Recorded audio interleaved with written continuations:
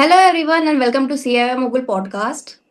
Thank Today you. we have a very special guest with us, Sudeshna Basu, someone whose journey is truly inspiring.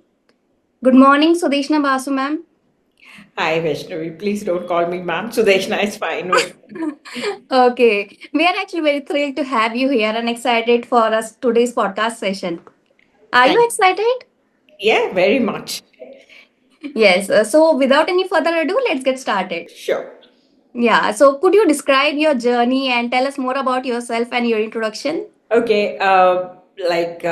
Currently, let me start with the current state. So, and then go back. So, currently, I'm the CEO of Mark Business Transformation, and I've been running this organization for the last 19 years now, and it has been a terrific journey so far. Mark Business Transformation is into learning, change, and everything to do with culture. So the genesis was like before the work I had done before in the organizations. So I started my career as a finance professional. I'm a CA by profession. But I was into business finance most of the time and began my career with GlaxoSmithKline Consumer and Intel Corporation, where I had worked very closely with very senior leaders and hence and these two organizations were very rich in learning, very different learning. One very structured, one had a very self-paced methodology. But both, a mix of both gave me at least that passion to start something of my own, and working very closely with leaders gave that passion to kind of really starting off something where we make leaders understand as to how to be better at what they do. Yes, exactly. So, what are the some of the key challenges that you face during into the field of yours? Key challenges have been, I think, for leaders like us in today's world, the key challenge I find is the gap. There is a gap being created between the pace with which changes are happening and the pace with which the organizations are able to absorb it. And I think as all leaders are struggling with this gap is becoming a little too much. There never has been very many moving parts before. It used to be a technology you needed to address, people you needed to address, culture you needed to address at different points of time. But this is a time where all three needs to be addressed at one. And I firmly believe that organizations who will, in the next 3 years, get these three things right, that is change, leadership, and culture, they if they get these three things right, they would be in a place to kind of get the next 10 years right. Okay, so from your perspective, how is technology reshaping business and organizations today? Technology has always taken jumps. We've seen technology taking jumps, but now is technology is like moving a little in leaps and bounds. And I think that's a kind of a mismatch happening. We have been always, okay, this change is coming and be ready for this change. But the changes are happening nowadays in technology with such great speed, and the expectation of it being pervasive, that is, it is everybody in the organization or the enterprise has to kind of shift with it. Is the expectation, and AI sort of has kind of something you don't know, that like that big animal it has become. But it is all happening, and a lot of things have to be done at the same time, so it is definitely kind of shaping it. But I think it will put people, AI technology and AI will put people at a level playing ground, as we say. So the organization which will win will be where people will be more equipped to use them right. So it would be the people who will be the differentiator and not the technology. So we have to understand it would be the organization who's not investing in technology who will win, but who will invest in technology, and people equally will win. Yes, in this long journey, you must have done many projects, right? Can you share a glimpse of your project or initiative you have led that had a significant impact on your organization? On my organization itself, I think the way we kind of adopted different products at different points of time as to how we started, definitely me being in finance, and even my co-founder from the finance world, we started maybe with the finance, the finance portfolio, but shifting it to what the client needs, to more leadership, more what the client wants, and adapting to it. I think that always helped the organization. So change was always in the DNA, and then we felt that we can do change so well, so why not have change in the portfolio itself? And we became the authorized partners of ProSci in India, and we do their certifications, consulting, and training here now.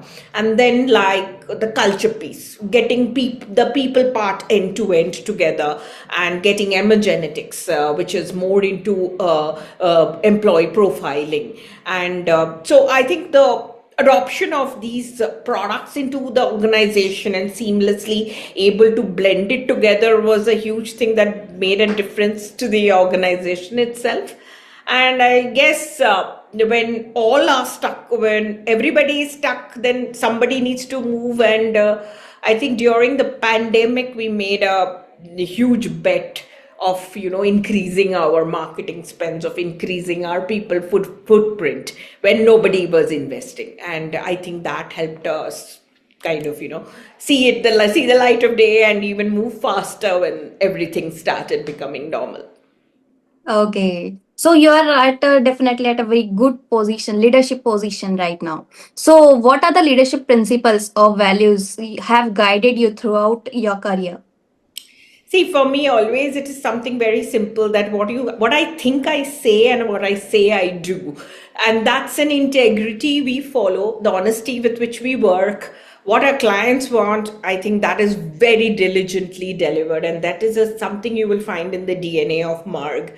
That customer is asking for something, and we make our best intention is to deliver that, and in doing that, we've kept our people at the forefront of everything, as a people first always. And the way we work, we say what Amazon follows as a day one mindset, that is every day is day one, meaning we find a new way to do things every day. So I think that helps. All of these three things, I think, kind of puts everything together. You work with what you want to give the best, and there is no compromise in there. For us, integrity cannot have a gray color. Okay. So just tell me, how do you approach innovation while balancing operational efficiency in your organization? See, different rhythms have to coexist. Efficiency we achieve when we do the same thing again and again, and we are getting very good at it, and that's good. But when we get good at it, we don't look at it in the way that if we become comfortable with it. We've tried not to get comfortable. So innovation is something which kind of we say, like, let's do it differently, even if it nobody complains.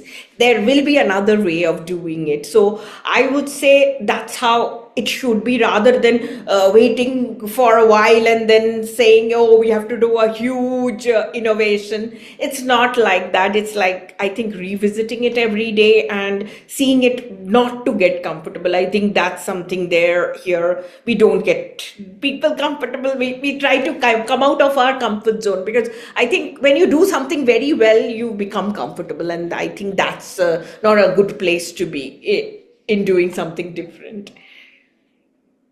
Yeah, okay. So what role do emerging technologies like AI and digital transformation play in the future of your industry?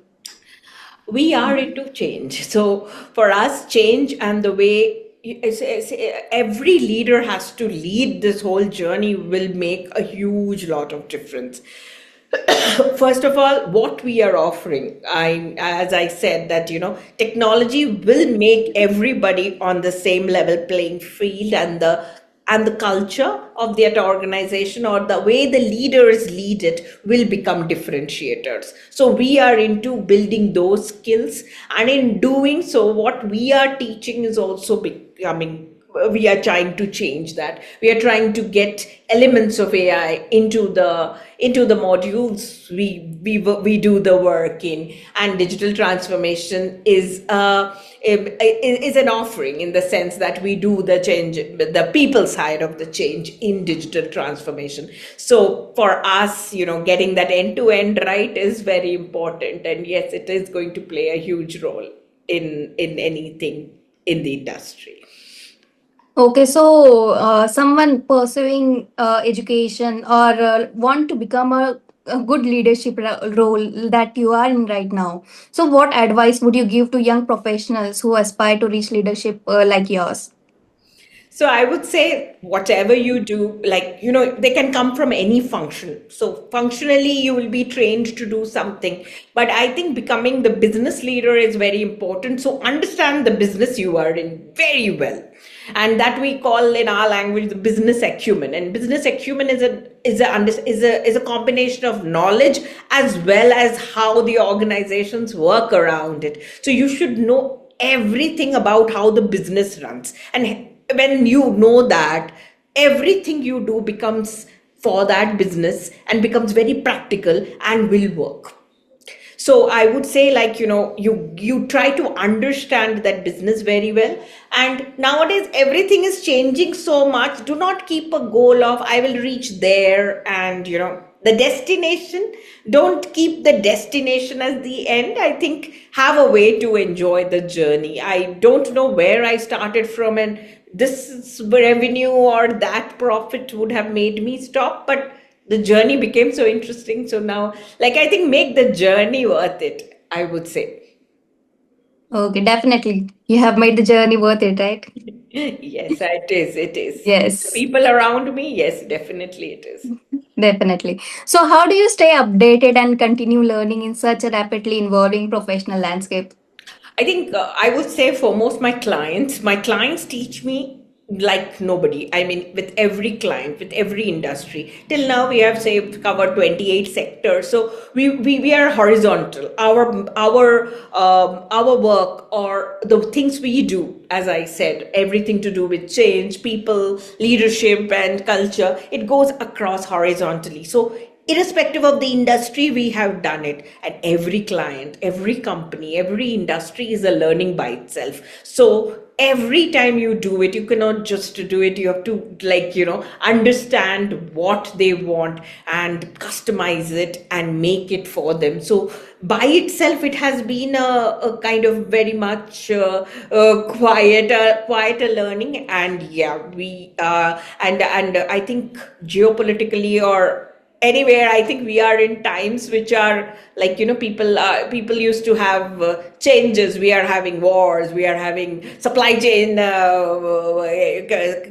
crux which we have to meet. I think we are living in different times. If you are, like, if your eyes, ears are open, you are learning a lot and have a way to kind of upgrade what you know every day. I think be better than yesterday. That is always Yes. there. Yes. Diving to the last part of the question. So, what legacy or impact do you have to create through your work in the upcoming years?